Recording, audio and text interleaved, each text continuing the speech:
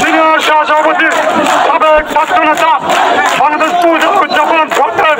সম্মানিত আহ্বায়ক শ্রী জিতেন্দ্র মজুমদার উপস্থিত আছেন শেরপুর জেলা যুব দলের অন্যতম সিনিয়র যুগ্ম সাধারণ সম্পাদক শেরপুর জেলা ছাত্র দল